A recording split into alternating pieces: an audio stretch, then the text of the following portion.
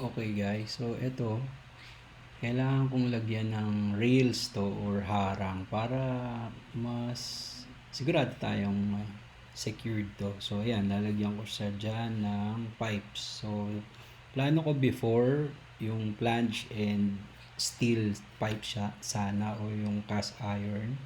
So ngayon, para mas makatipid, ito muna yung gagamitin ko. Panoorin nyo kung paano ko gagawin to.